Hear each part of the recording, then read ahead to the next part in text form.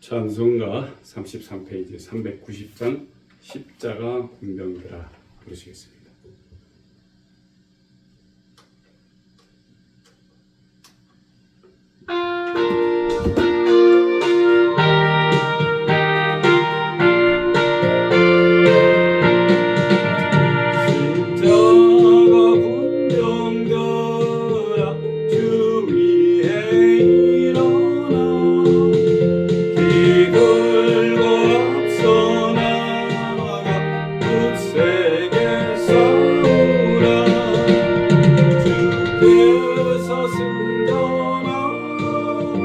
영광을 얻도록 그 군대 거느리사 널 이긴 주시네. 십자가 군병들아 주 위에 일어나 그 나팔 소리 듣고 곧 나가 싸워라. 수 없는 원수와 주 따라갈지니 예수 힘을 주사 강하게 하시네. 십자가 군병들아 주 위에 일어나 내 힘이 부족하니 주 권능 믿어라. 꿈의 갑주 입고 늘 기도하면서 너 맡은 자리에서 충성을 다하라. 십자가 군병들아 주 위에 일어나 이 날에 적전하고 곧 해가 오르니 승전한 군사들 평생을 얻으며 영광의 주와 함께 왕 노릇하리라.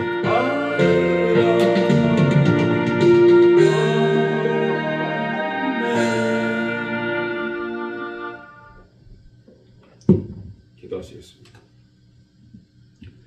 할렐루야. 좋으신 하나님 아버지 감사합니다.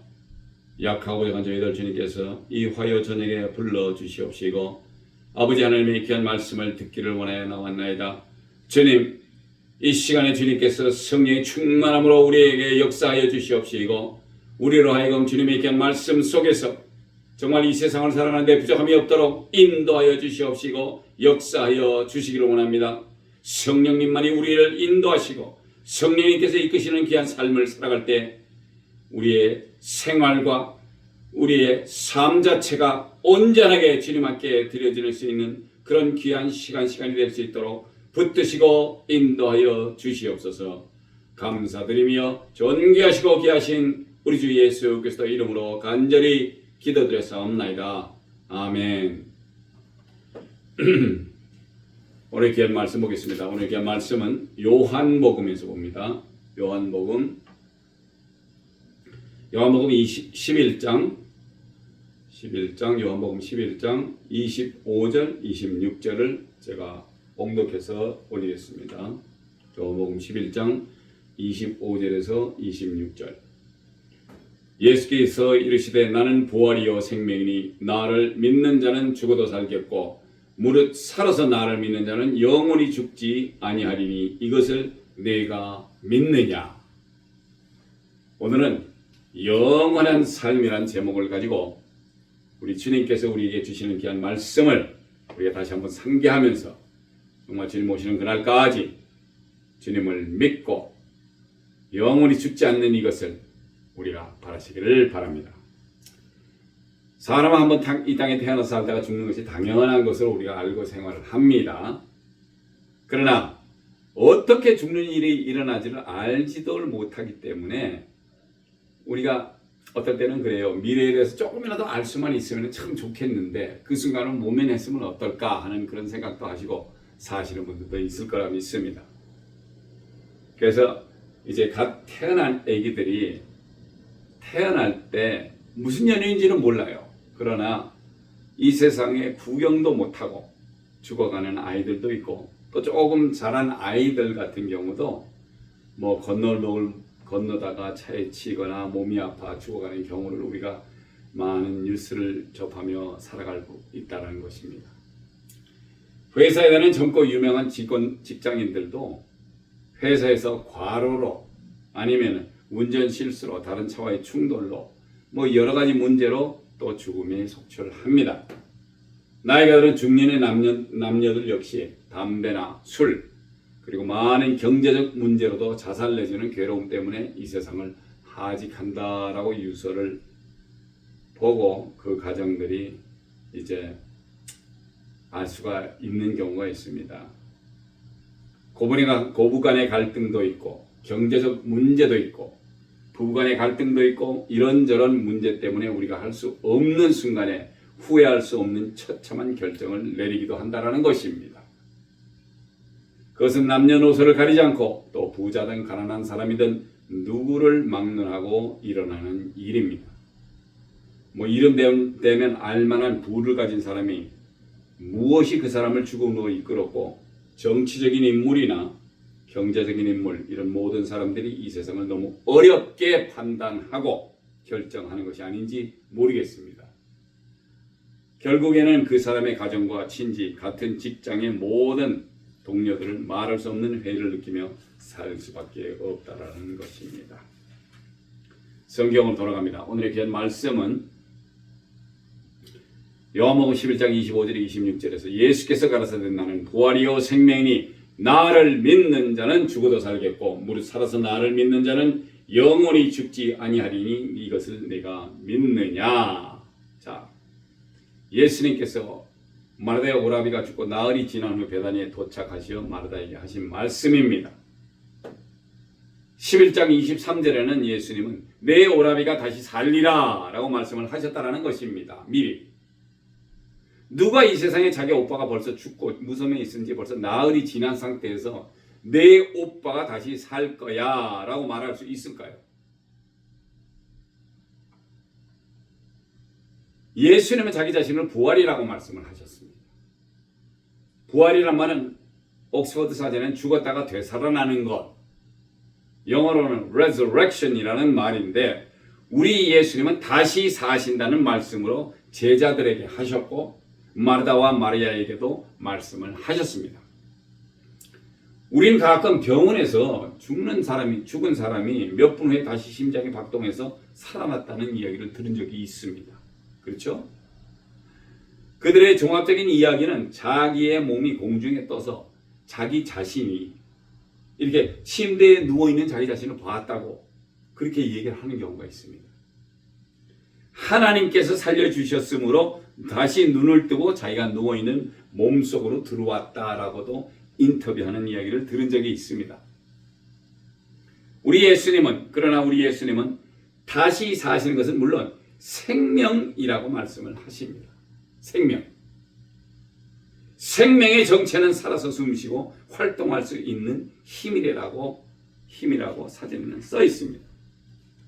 영어로는 life, 부활만이 아니고 생명이라고 말씀하십니다.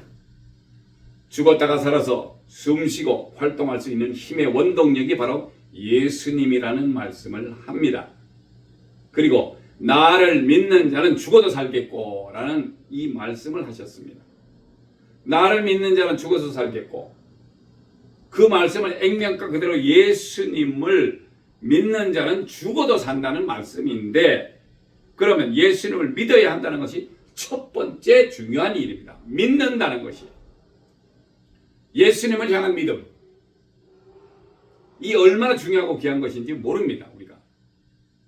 우리 인류의 죄를 담당하시려고 이 땅에 오셔서 본디오 빌라도에게 고난을 받으시고 골고다 언덕에서 십자가에 매달리시어 귀한 보배 피를 흘리시고 죽으셨으나 장사한 지 사흘 만에 죽음을 이기시고 부활하시고 하늘로 승천하신 예수 그리스도를 우리가 믿어야 한다는 것입니다.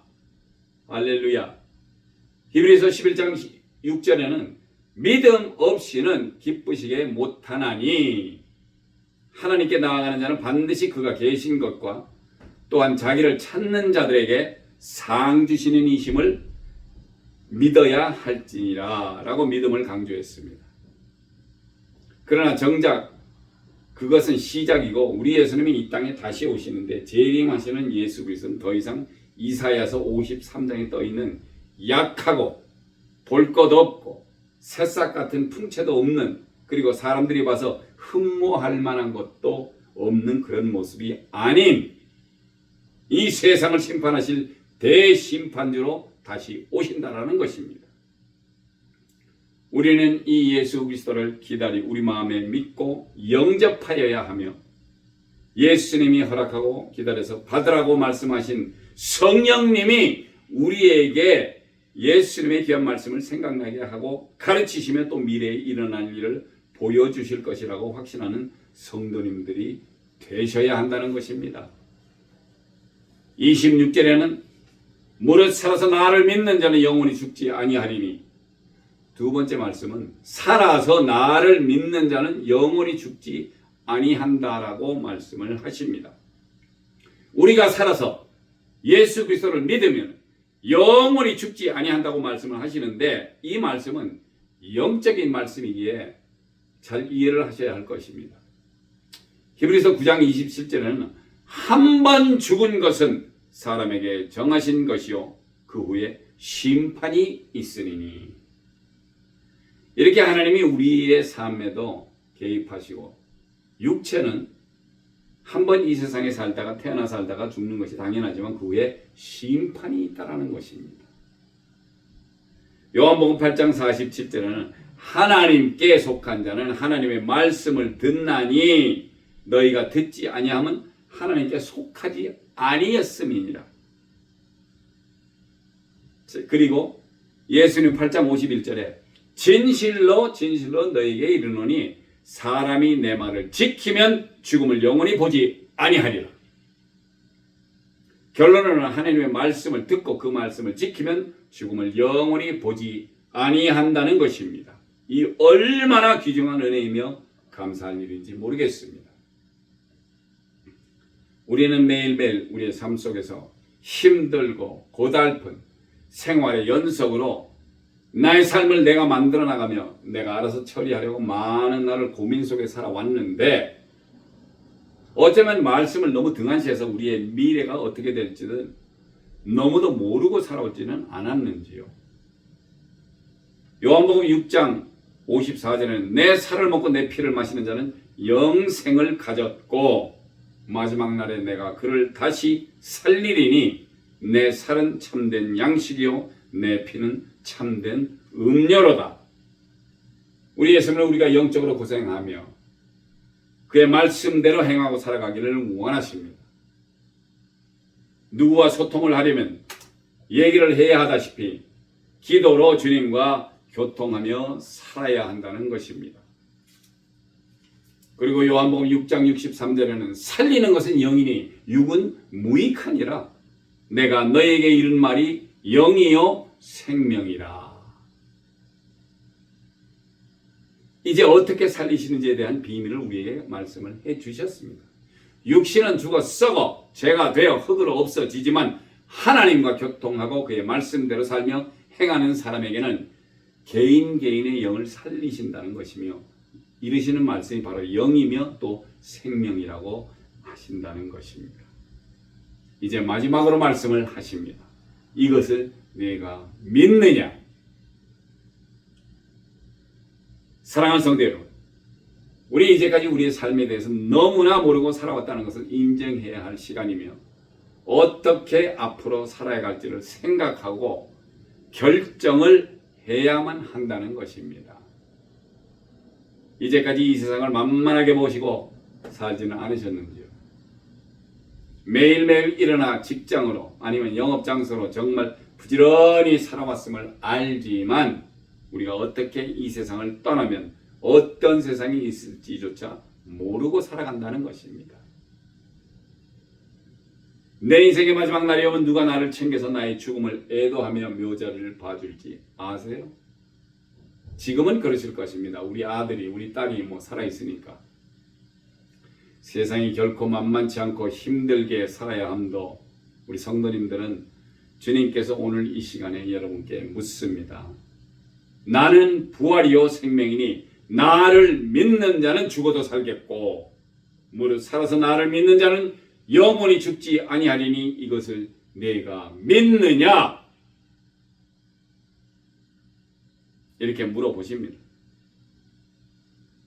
예수 기쁨 성도 여러분들, 이 귀한 말씀에 순종하고 따라서 성삼위일체 하나님의 귀한 사랑을 은혜와 주시는 귀한 말씀대로 부활이고 생명이신 예수 그리스도께서 허락하시는 영원한 삶을 받고 살아가시는 축복이 있기를 축원드립니다.